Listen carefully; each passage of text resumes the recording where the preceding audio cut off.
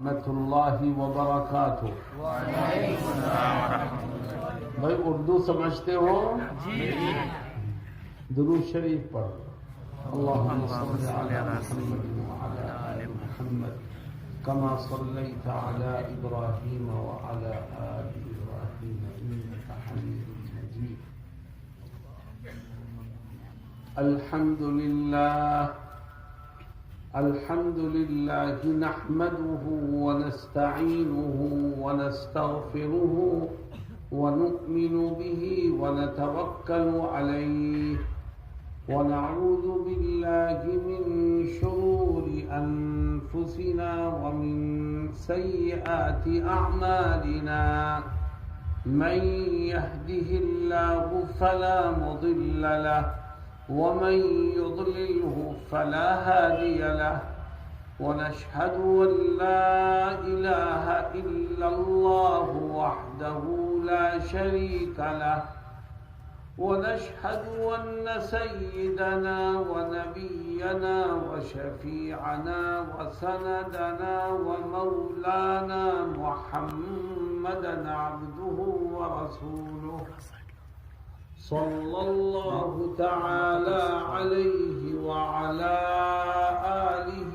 وصحبه وبارك وسلم، أما بعد، قال النبي صلى الله عليه وسلم: من أكل طيبا وعمل في سنة وأمن الناس بوائقه دخل الجنة، أو كما قال صلی اللہ علیہ وسلم۔ حضرات علماء کرام، معزز حاضرین اور نیل بغان کے رہنے والے ساتھیوں، اللہ رب العزت کا یہ فضل و کرم اور اس کا احسان ہے کہ اس نے ہم کو اور آپ کو ایمان کی دولت سے مالا مال کیا۔ وہ جس کو چاہتا ہے ہدایت دیتا ہے، وہ جس کو چاہتا ہے ایمان دیتا ہے، وہ جس کو چاہتا ہے قرآن دیتا ہے، وہ جس کو چاہتا ہے اسلام کی نعمت عطا فرماتا ہے، اور جس کو چاہتا ہے ان نعمتوں سے محروم کر دیتا ہے۔ کوئی اپنی ماں کے پیٹ سے لے کر کے نہیں آتا، دینے والی ذات اللہ۔ ہمیں اور آپ کو شکر ادا کرنا چاہیے کہ اس نے ہمیں مسلمان پیدا کیا اور ایمان کی دولت ہمیں عطا کی۔ آؤ ہم دعا کریں کہ اے اللہ ہمیں ایمان پر جینا نصیب فرما اور ایمان پر موت نصیب فرما۔ اپنے ایمان کی حفاظت کرو۔ ایک شخص مسلمان ہے، اس کا باپ بھی مسلمان، اس کی ماں بھی مسلمان، مسلمان گھر میں وہ جنم لیتا ہے، لیکن وہ اپنے اسلام کی اور ایمان کی حفاظت نہیں کرتا، تو یاد رکھو اللہ رب العزت اس کو ایمان کی دولت سے محروم کر سکتا ہے، اس کو کافر بنا سکتا ہے، اس کو ہندوؤں میں شامل کر سکتا ہے، اس کے سینے سے ایمان کو نکال سکتا ہے۔ اللہ رب العزت ہم سب کی حفاظت فرمائے۔ یہ چھوٹے چھوٹے بچے بیٹھے ہیں، انہوں نے قرآن کریم پڑھا، اپنے سینے میں محفوظ کیا۔ آج قرآن ان کے سینے میں ہے، اللہ کی بہت بڑی دولت ان کے پاس ہے۔ مسلمانوں، ہمارا تعلق ایمان سے، اسلام سے کمزور ہو رہا ہے۔ کیوں؟ اس لیے کہ ہمارا رشتہ اللہ کی کتاب سے ٹوٹ گیا۔ ہمارے گھروں میں قرآن رہتا ہے، لیکن ہمیں پڑھنے کی توفیق نہیں ہوتی۔ سال بھر گزر جاتا ہے، قرآن الماری کے اوپر رکھا رہتا ہے، اس پر گرد کی تہیں جمتی رہتی ہیں، لیکن ہم نہ صاف کرتے ہیں، نہ اٹھاتے ہیں، نہ پڑھتے ہیں۔ یاد رکھو، جس کا رشتہ قرآن سے ٹوٹا، اس کا رشتہ ایمان سے، اسلام سے، اللہ سے ٹوٹ جائے۔ میرے دوستوں، میں تم سے ایک سوال کرنا چاہتا ہوں، میرے سوال کو سمجھ کے جواب دینا۔ سوال یہ ہے کہ کیا تم اپنے ایمان کو زندگی بھر محفوظ رکھنا چاہتے ہو کہ نہیں؟ بولو زور سے، چاہتے ہو؟ دیکھو، اللہ کو نہ میری ضرورت ہے نہ آپ کی ضرورت ہے۔ وہ تو کہتا ہے کہ میں نے جنت بھی بنا دی ہے، جہنم بھی بنا دیا، جس کو جہاں جانے کو جی چاہے وہاں چلا جائے۔ کیا کہتا ہے خدا؟ فرماتا ہے وَقُلِ الْحَقُّ مِن رَبِّكُمْ فَمَن شَاءَ فَلْيُؤْمِن وَمَن شَاءَ فَلْيَكْفُرْ۔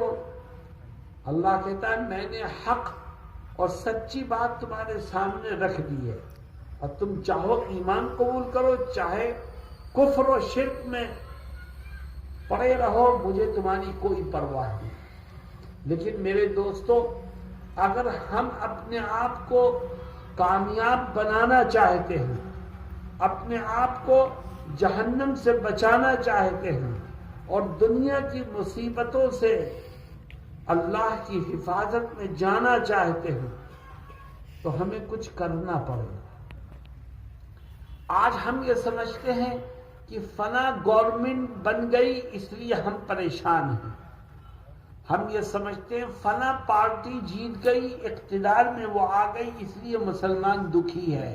یاد رکھو، تمہیں کوئی دکھ نہیں پہنچا سکتا، دکھ پہنچانے والی ذات اللہ۔ اور اللہ کیا کہتا ہے؟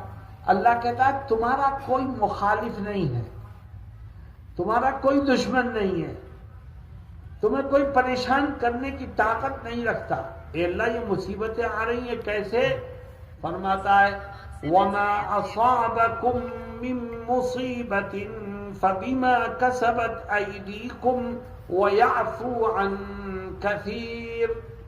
اللہ کہتا ہے جتنی مصیبتیں اور پریشانیاں آ رہی ہیں، یہ تمہارے اپنے برے کرتوت کا نتیجہ ہے۔ کوئی تمہارا دشمن نہیں ہے، کوئی تمہیں نقصان نہیں پہنچا سکتا۔ اپنے اعمال کو درست کرو، اگر اعمال خراب ہوں گے اور درست نہیں کرو گے تو دوست بھی دشمن بن جائے گا۔ میرے دوستو، سوال یہ تھا میرا کہ اپنے ایمان کی حفاظت چاہتے ہو کہ نہیں چاہتے؟ بولو بھائی، اگر چاہتے ہو تو زندگی میں 4 کام کرو، اللہ تمہارے ایمان کو محفوظ کر دے۔ تمہارے سینے سے کوئی ایمان نکالنے میں کامیاب نہیں ہوگا، تو کوئی تمہیں راہ سے بھٹکانے میں کامیاب نہیں ہوگا۔ صرف 4 کام۔ سب سے پہلا کام، آج سے ایک بات کا وعدہ کرو، سب سے پہلا کام کہ انشاءاللہ آج سے وعدہ کرتے ہیں کہ جب تک جسم میں جان اور بدن میں روح رہے گی، اس وقت تک روز آنا کچھ نہ کچھ قرآن کریم کی تلاوت کرتے رہیں۔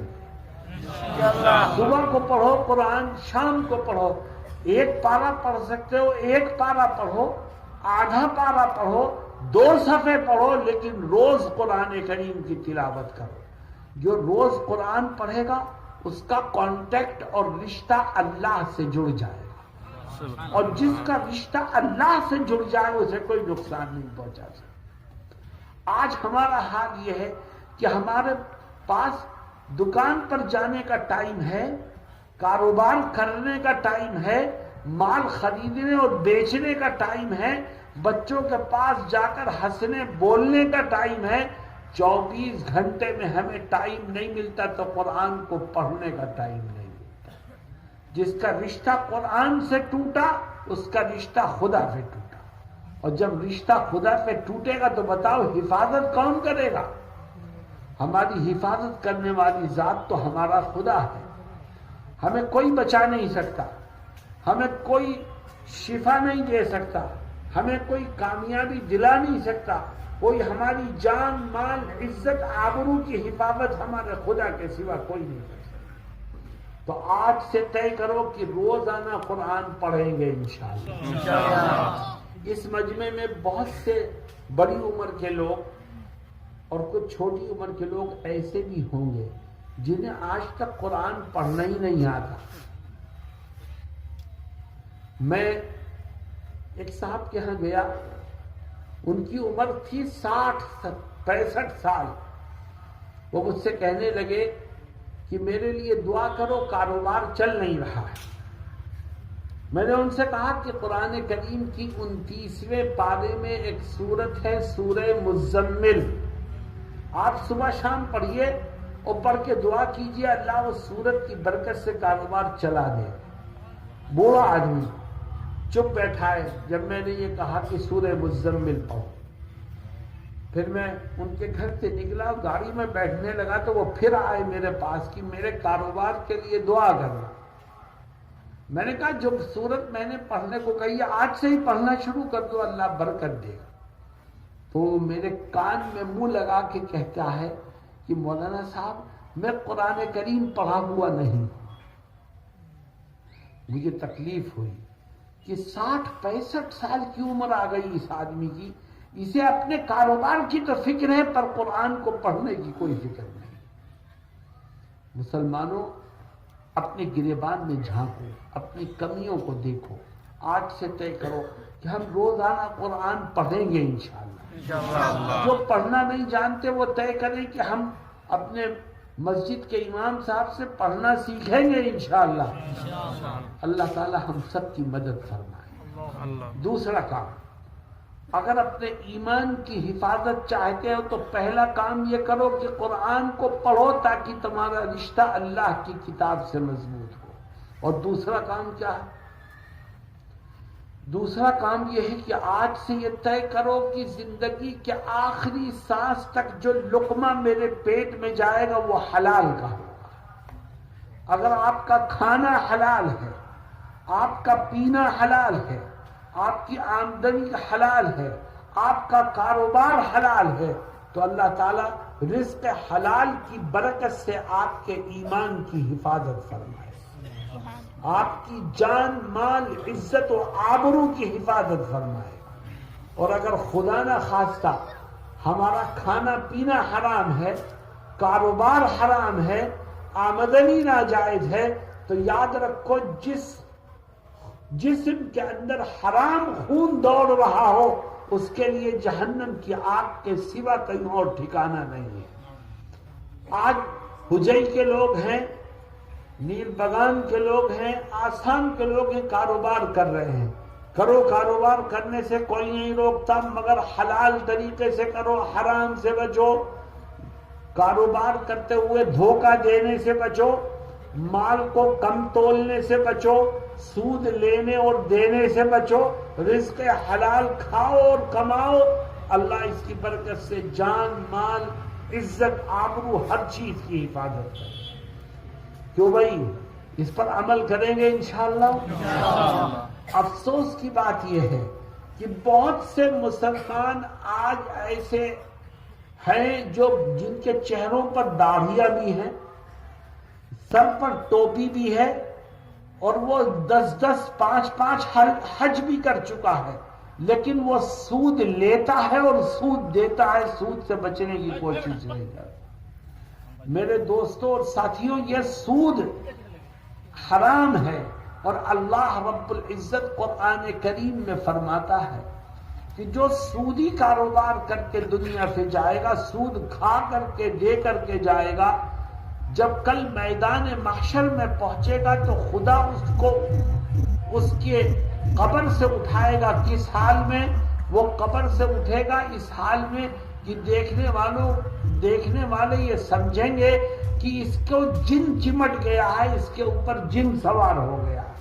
یتخبطہ الشیطان من المس، کبھی وہ ہنسے گا، کبھی روئے گا، کبھی چیخے گا، کبھی چلائے گا، کبھی گرے گا، کبھی اٹھے گا. ایسا لگے گا جیسے اس کے اوپر جن سوار ہو گیا، اور ساری دنیا دیکھ کے سمجھ جائے گی کہ اوہو یہ وہ خبیث آدمی ہے جس نے دنیا میں سود کھایا تھا، سود لیا تھا.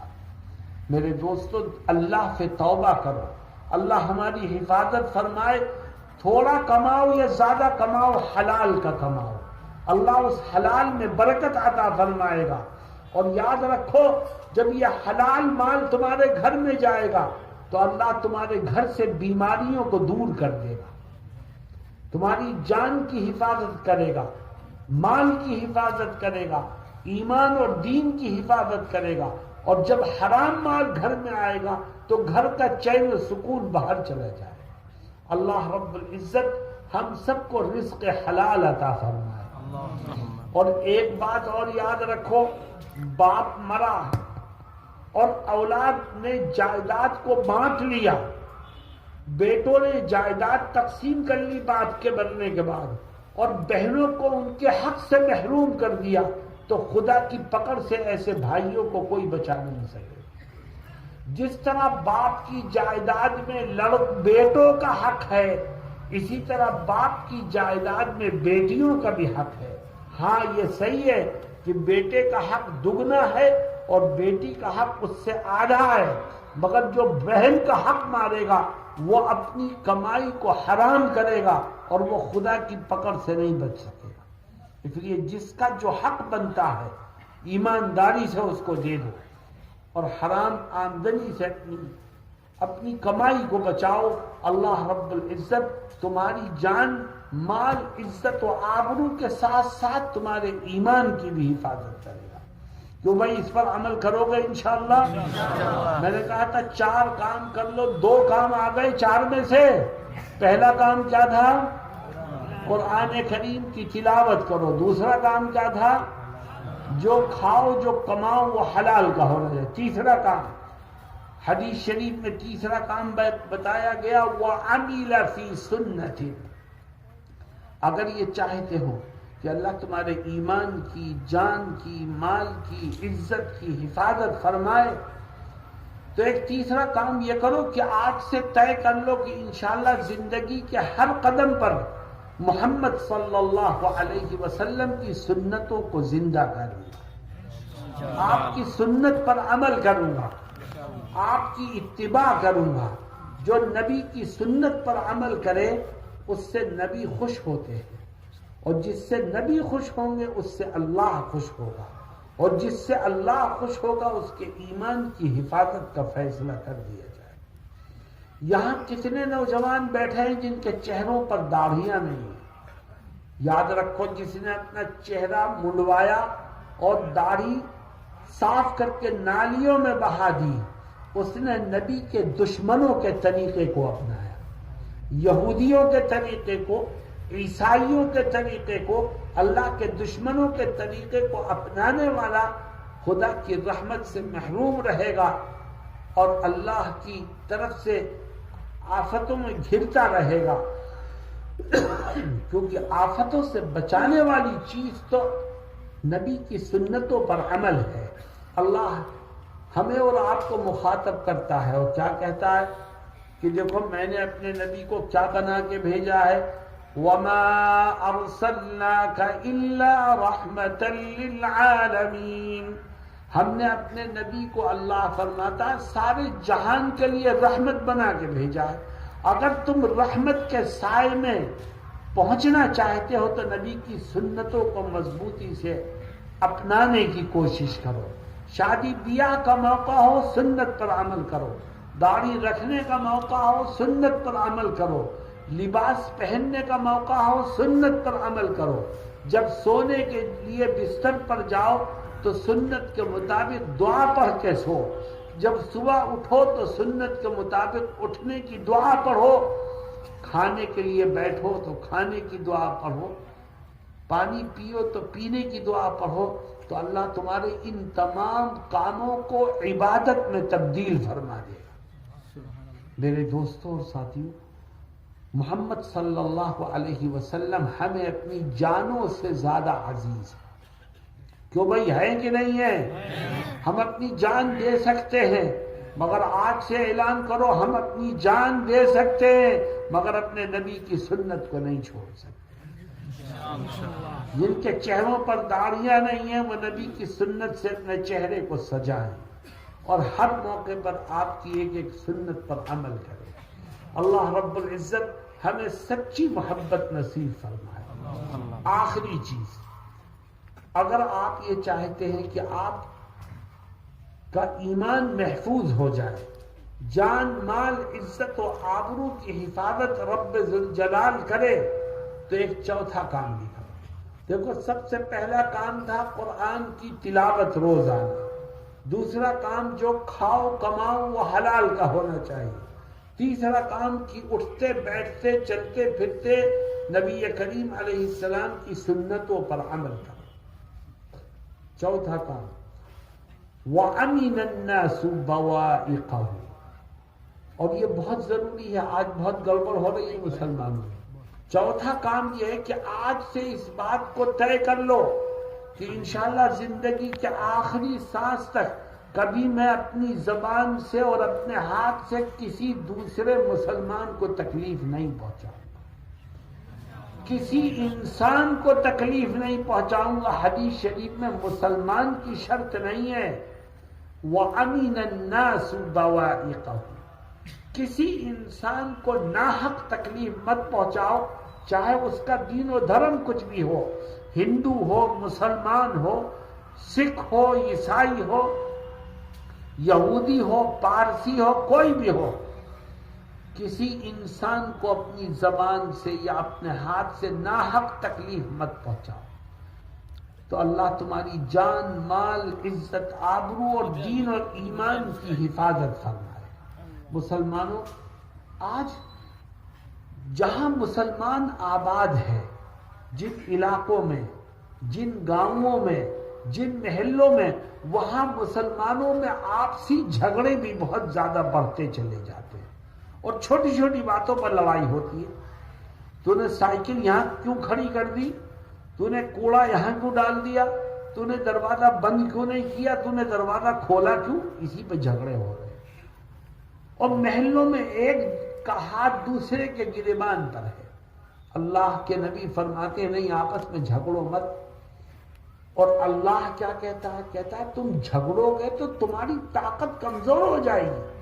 تم جھگڑو گے تو تمہارے دشمنوں کے دلوں سے تمہارا رعب اور ڈر نکل جائے گا. جھگڑو مت. قرآن کیا کہتا ہے؟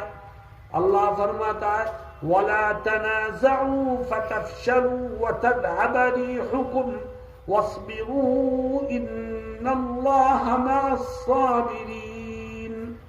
اللہ کہتا ہے جھگڑو مت. اگر تم آپس میں جھگڑو گے تو تم ناکام ہو جاؤ گے، کسی کام میں تمہیں کامیابی نہیں ملے گی.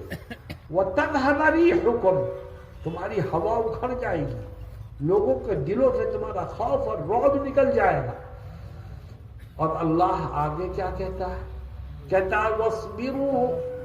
اگر آپس میں ایک محلے میں، ایک گاؤں میں، ایک شہر میں رہتے ہوئے آپس میں کوئی انبن ہو جائے، کسی کی کوئی بات تمہیں بری لگے، کوئی ٹکراؤ والی بات سامنے آ جائے تو جواب دینے کے بجائے صبر کرنا، کیونکہ جواب دو گے تو جھگڑا ہوگا.